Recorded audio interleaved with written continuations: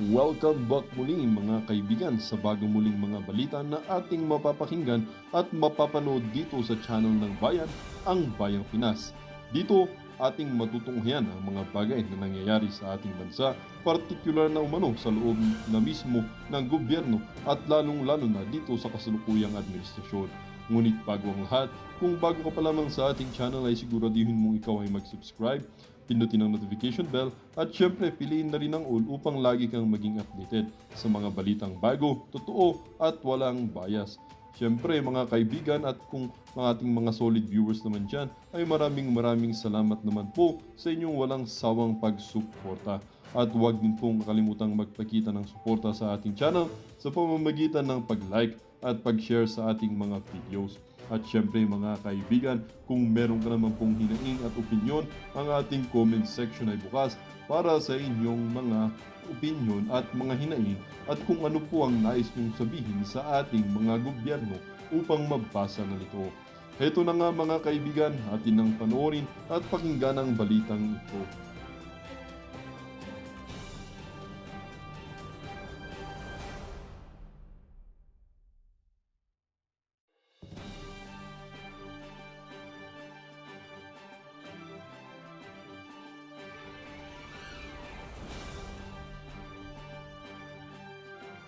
Tristan Langkay.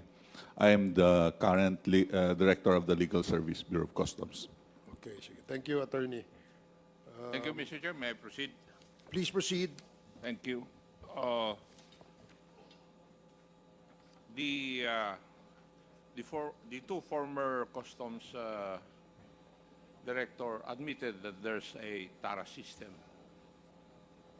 There was a TARA system during their tenure. Would that be correct?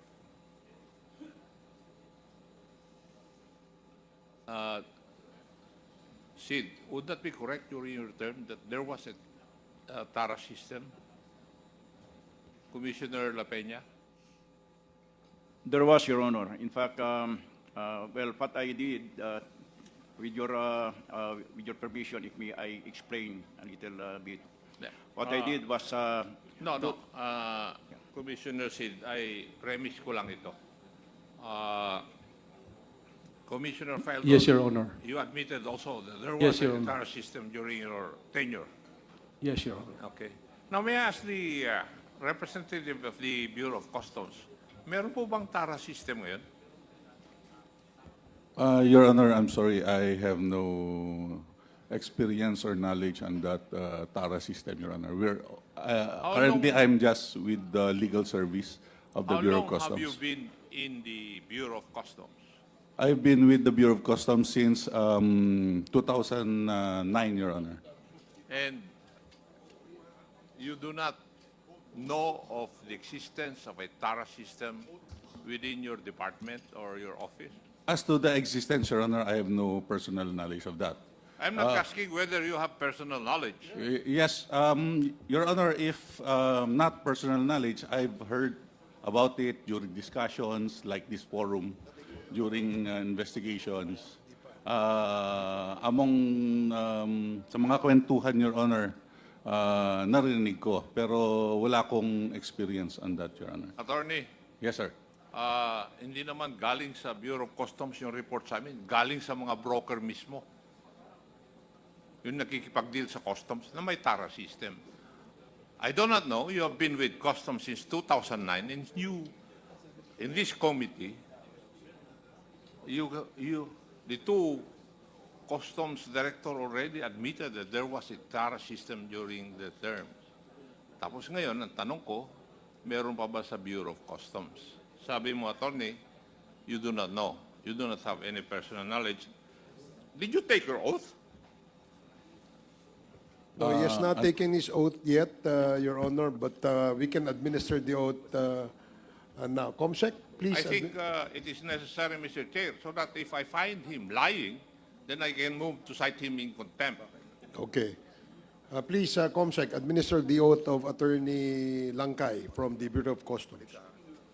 Sir, please stand. Do you swear to tell the truth, the whole truth, and nothing but the truth in this congressional inquiry, so God may help you? Yes, the oath has been administered, sir. Thank you, Comsec. Please proceed, Congressman Akop. Thank you, Mr. Chair. I do not know, Attorney, if in the previous hearing, present po kayo. I was not present, Your Honor. It was Attorney Boca?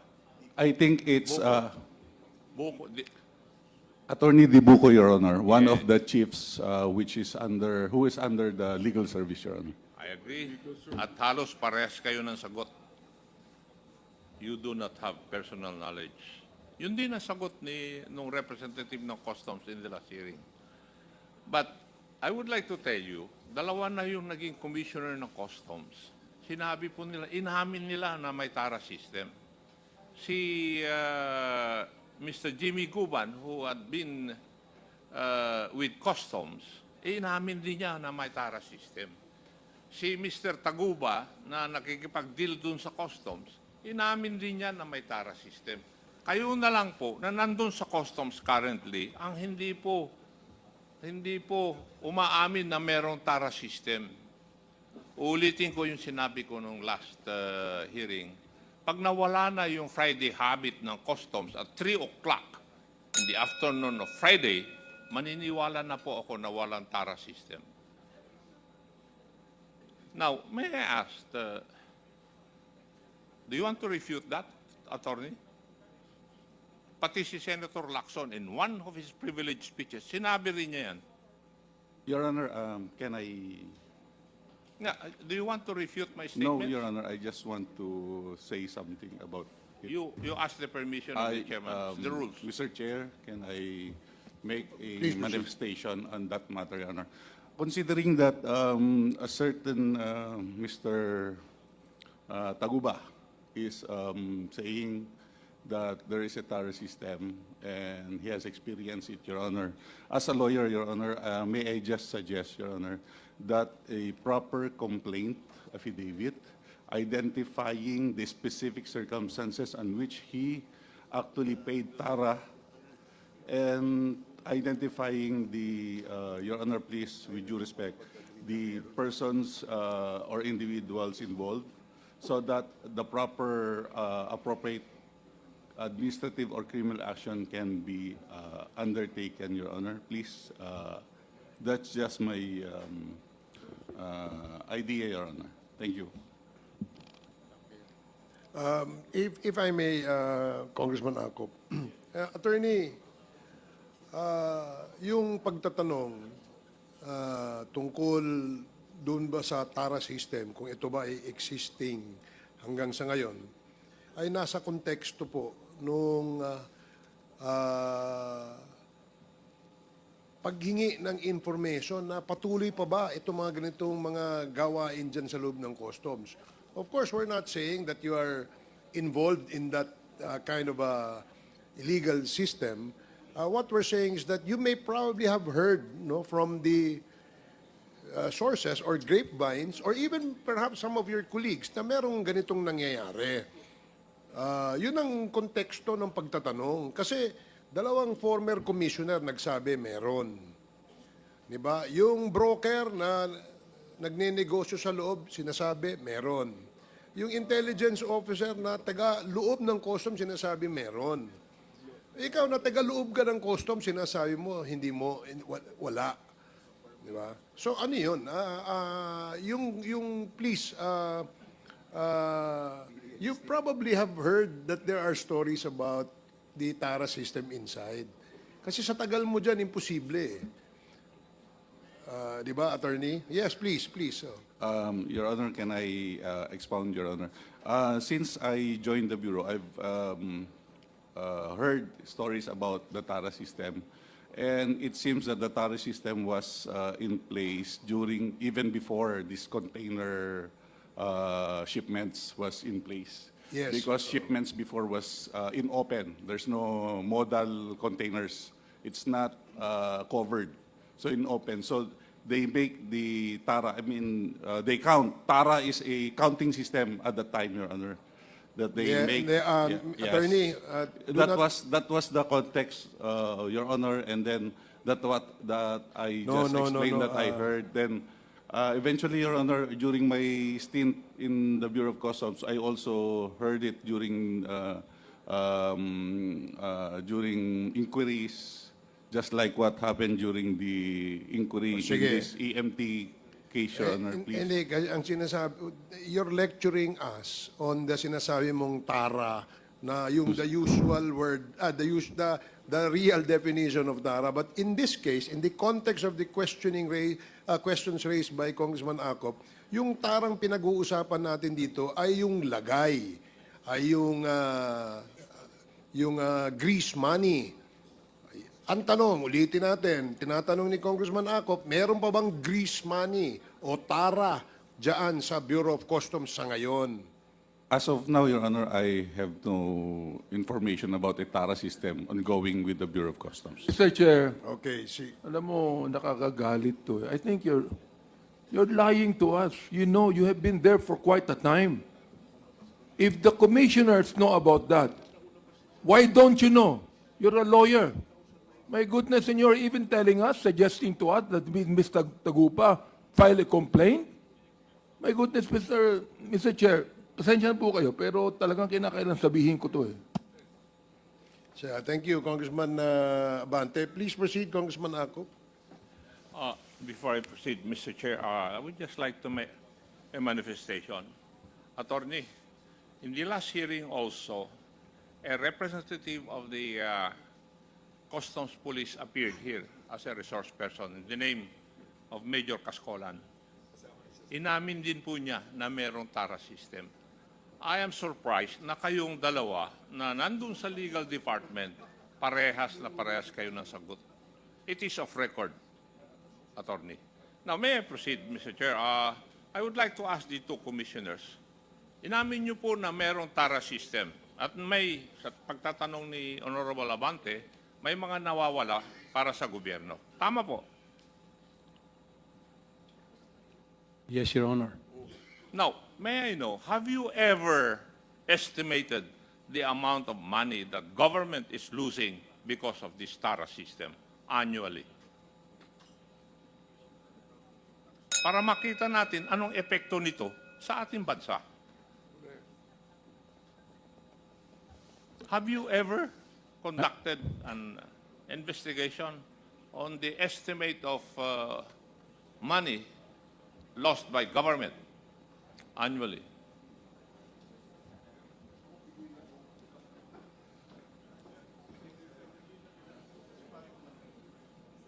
Mr. Chair. Well, for easy computation, Your Honor, Mr. Chair, say the container ban is valued at With your indulgence, my question is, have you ever conducted an investigation to estimate the amount of losses of government because of the TARA system? Have you ever done that?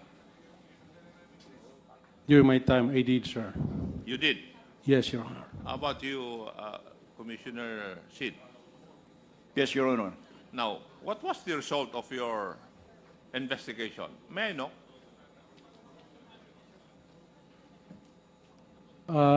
During my time, Your Honor, there's around 2,500 containers coming to the country every day. If the TARA system applies at that time, it's around 30,000. So annually, the government is losing around 27 billion, Your Honor. B? Yes, Your Honor, that's my estimate during my time. 27B per year. Yes, Your Honor, based on the 2,500 containers coming in daily during my time, Your Honor. Sid? Yes, Your Honor. Well, practically it's almost the same, Your Honor. If you compute losses of 200,000 per shipment at 10 per importer, and if you have 250,000 containers, if the value of that 250,000 is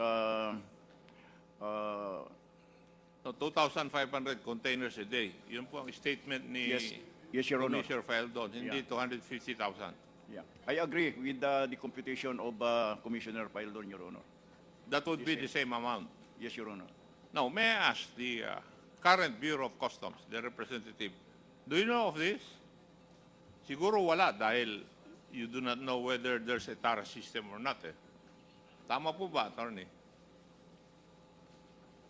I don't have I don't have those numbers, Your Honor. You could just imagine if the calculations of both the former commissioners would be true, 27 billion na nawawala sa atin annually. Thank you, Mr. Chair. Yun lang po ang gusto kong malaman. Thank you, Congressman Akop. I'd like to make a motion that we invite Commissioner Rubio to attend this hearing because itong si attorney, wala siyang alam eh. Di ba, wala kang alam? Am I right, attorney? Wala kang siyang alam sa TARA. May I be clarified, Your Honor? Yeah, you're clarifying na. Wala kang alam, di ba? Your Sa Honor, TARA system, wala kang alam, di ba? I have no information on that, Your Honor. Wala kang alam.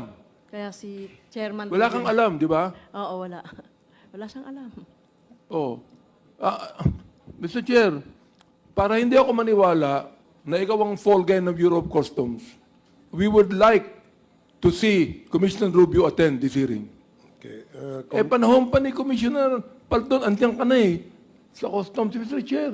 Panahon pa ni Commissioner Paildon. Commissioner La Peña, nandun ka na sa Customs. And you're telling me right now you have no information on that? My goodness, anong palagay mo sa amin dito? Ha? Mr. Chair, can I answer? Okay. I've been with the Bureau of Customs with the legal service since 2009. Yes, I've been one of the lawyers of Commissioner La Peña and Commissioner Faeldon, Your Honor. Always with the legal service. Your Honor, please.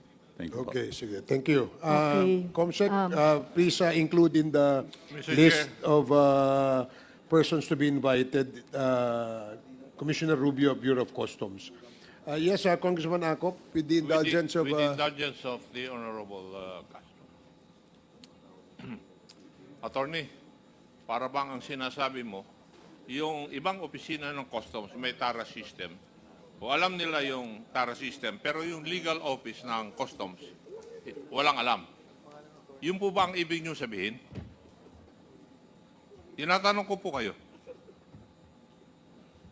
Kasi yun ang parang message na pinadadala o sinasabi nyo sa amin. Palagi mong sinasabi, you are with the legal service of the Bureau of Customs.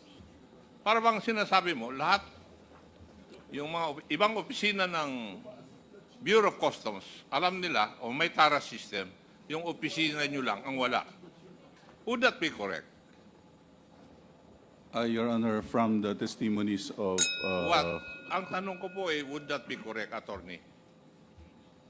Can I explain, Your Honor? Because from the testimonies of Commissioner Faeldon and Commissioner La Peña, Your Honor, it involves the processing of That is not my importations, question, Your Honor. Mr. Chairman. May I ask that the resource person appropriately answer my question?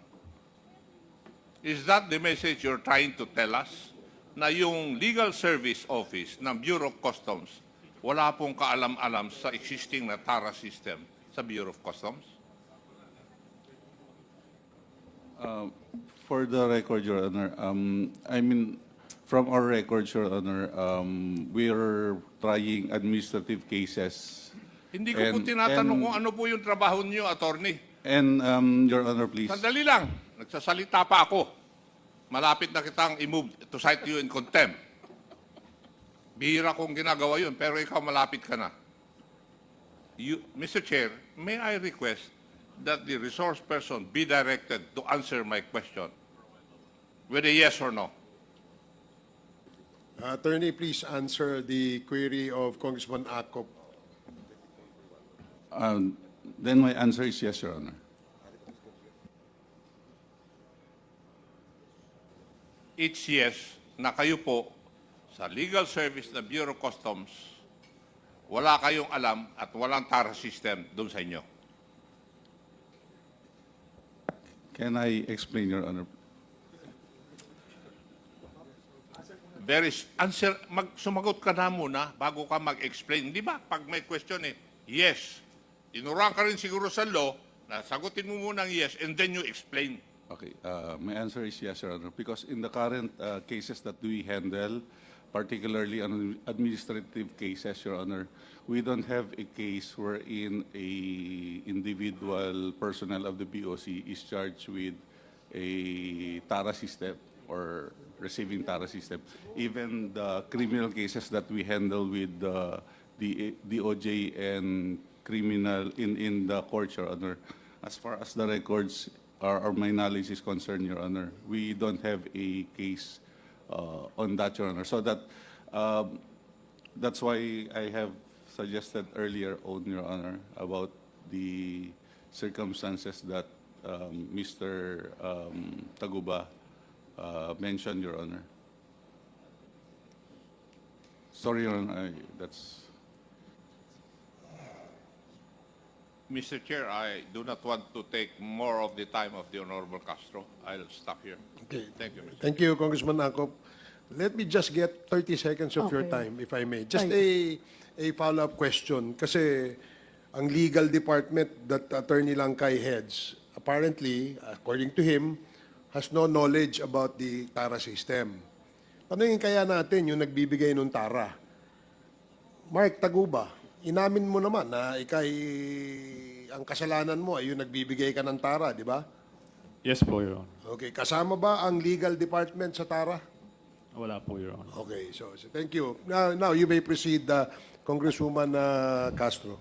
Okay, so related po sa command responsibility, no. Kanina, Mr. Chair, inamin naman ng former commissioners natin dito, no, si former Commissioner Faeldon and La Peña about the TARA at alam nila yon. So gaano po ba ito kalawak itong sinasabing lagayan system dito sa BOC? Sabihin ko ng lagayan system para para po mas malinaw sa mga nakikinig sa atin. Kasi magkaiba may dalawang definition kasi ang TARA, no? So, Commissioner, gaano kalawak ang TARA system dito sa BOC? Kasi inamin nyo, meron nung panahon ninyo. So hanggang saan ba yan? Umaabot ba yan hanggang sa inyo? Yung mga lagayan system na yan. So ganun din po yung tanong ko kay former Commissioner La Peña. Yung last question, ma'am, hindi po umabot sa akin. Pero gaano kalawak, I believe malawak po. Kasi ito yung, bigla ko lang ng premise, ma'am, para makita nyo how big the TARA system is at gaano siya ka-prevalent. For my first 6 months, I asked the 12,000 importers and brokers to submit to us list of BOC officials that received TARA. I think until today, wala pang nagsasubmit. So it's a tango. Sayaw to ng dalawa. That's why nakakatakot, mami, kasi walang willing na magreklamong importer and broker.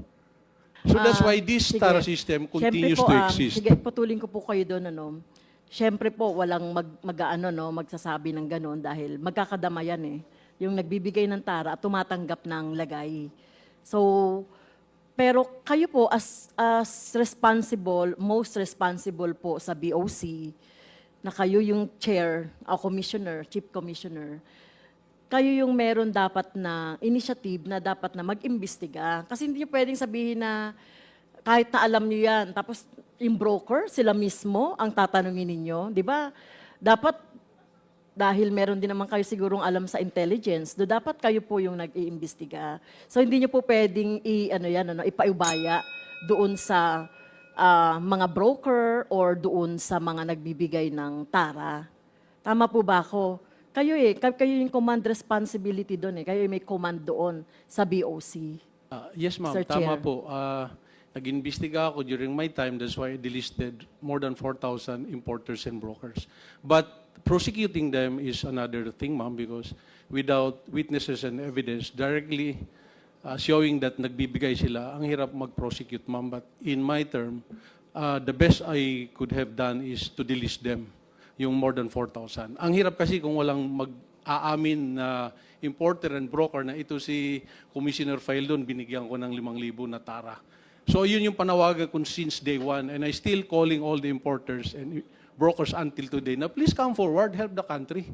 Isumbong nila yung kasayawan nila, katango nila sa loob ng customs. Because talagang we are losing so much money every day. Yes, mukhang kulang po, Mr. Chair, yung ginawa po ni Chairman Faeldon doon sa meron kayong 4,000 importers, meron kayong dinilist. Di ba katulad ng ginagawa ng PNP or PDEA, nagkakaroon ng, ano ba yun, parang siniset up o nagkakaroon ng within. Sa inyo po, paano ba mag-imbestiga kung talagang merong naglalagay or tumatanggap? So, doon sa 4,000 na dinilistan nyo at doon din sa mga empleyado ng BOC, wala po kayong na-apprehend. At tingin ko kulang ang ginawa ninyo ang Commissioner, no, doon sa effort ninyo. Kasi this is graft and corruption eh. Pinanatili natin ang graft and corruption by not doing something. O kung meron man kayong ginagawang something, kulang, Mr. Chair. Si Commissioner La Peña. Thank you, Your Honor, Mr. Chair. Well, when I was the commissioner, as I've said earlier, I have talked with the importers, and that's one of the input, the feedback that was given me. And then I asked them also, can you help me address this problem? But nobody came forward. So what I did was to reshuffle yung mga tao na sa mga opisina. And then I told the collectors that if you do not hit your target, you will be replaced. At which I did just that. And then at the end of the year, I did not have, I just have about 1 year. I have a surplus collection of 18 billion pesos. So it worked. But what I'm recommending Meron is po kayong, Mr. Chair, may nahuli kayo na naglalagay at saka tumatanggap ng lagay? none, Your Honor. Because Kahit po nobody ba, wants to... Mr. Chair, ito kulang din, Mr. Chair. No, alam nila yung existing na problem, graft and corruption yun eh, yung lagay system eh. Alam, pero yung effort po nung ating nasa mataas na pwesto po ng BOC ay hindi yun hindi yun nagawa na masupil. So katulad pala, naalala ko na, yung ginagawa ng PDEA, PNP, kung talagang gusto nilang mahuli po talaga, diba? Katulad ng parang buy-bust operation. Sana may ginawa kayo sa loob ninyo, sa BOC, kung gusto niyo talagang masolve itong TARA system na ito. Kasi alam niyo naman na meron eh. Ayan, nagsasabi na nga yung broker, tsaka yung legal lang ang hindi alam, kayo alam nyo. So dapat meron kayong extra effort po kasi kayo militar kayo eh. Dati kayo sa intelligence eh.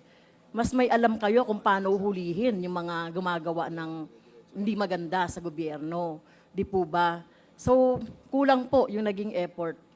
Tama po ba, Chairman La Peña, Mr. Chair? Actually, Madam Chair, and Your Honor, I did that. And then when we were just about to implement, nag-back out yung yung subject na magtutulong sana sa atin. At the last moment, nag-back out eh. And then I confronted her. Sabi niya, Sir, baka yung aking negosyo makompromiso eh. So I understood her. I cannot force her to continue with the project. So that's how it is with the other importers, with the other businessmen, Your Honor. I did it. So, Mr. Chair, hindi lang ito applicable sa droga, no? Sa iba pang mga, even ngayon, di ba, sa Quinta Committee, iniimbestigahan din natin bakit tumataas ang presyo. So, mahalagang makita rin talaga natin dito yung mahalagang papel ng BOC, no, dito sa pag-apprehend sa mga, katulad ng mga nagbibigay ng tara or tumatanggap ng tara. Kasi talagang kahit na sinong tanungin nyo, alam naman yan na may nangyayaring lagayan sa BOC. Kaya lang hindi yan mapigil at hindi yan masawata. Kasi kahit na kayo po nasa BOC, na quote-unquote, parang natotolerate natin na wala tayong ginagawang extra effort para matigil ito. Siguro pagdating ni Commissioner Rubio, tanungin din natin ano yung nangyayari ngayon. So, yun po. Mr. Chair, yan na po yung last na question. Okay, thank you, Congresswoman Franz Castro. Clarification lang, Attorney Langkay, simula nung 2009 na napasok ka sa Customs, nasa legal department ka na? Yes, sir. Sa So legal you've service never po. been a deputy port collector ng Manila Port? Hindi po. Never? Never. Are you sure? Yes, sir. Sige, okay, thank you. The next to Deputy interpolate... collector, yes, sir. As deputy collector of Port That's of my Manila. question. So you were a deputy collector Yes, for operations, sir. ng operations, tama? Yes, sir. So, alam mo na merong tara. Ay, Alam mo siguro mayroong tara. Dahil sabi mo kanina, the reason why you don't know because you've been in the legal department. Kinonfirm naman kanina ni Taguba na hindi kasama sa listahan ng bibigyan ng tara, yung legal. Pero nasa port operations ka concurrent po ako sa legal service at the same time. So sa hindi mo deputy alam collector yun. po. Paninindigan mo yun, attorney. Yes, sir. Yes, sir. Sige, salamat. We will go, babalikan natin yon mamaya. So, Mr. Chair, gusto ko lang pong sabihin in manifestation na dahil lang po sa tara system na ito, tumataas ang bilihin ng mga commodities, ang mga important goods. Whether it be rice, lahat. Pero pang rice smuggling tumataas po ang bilihin. Kawawa po ang bayang Pilipino, lalo na ang mga mahihirap tungkol dito. Dahil lang sa tara system na yan. Dapat, mahinto na yan. Tama ba ako, Commissioner Peldon? Dapat mahinto na yan. Yes, Your Honor. Ikaw naman, Commissioner Peña. Yes, Honor. Your Honor. Oo. Ikaw, attorney. At mahinto na, di ba? It should be stopped, Your Honor. Yun lang po, Mr. Chair. during your time kasi, when you were the Deputy Port Collector of Manila, maraming ukay-ukay. At dumaan sa area nyo. At nang dumaan yan sa inyo, lumusot yan, alam nyong illegal yan. So,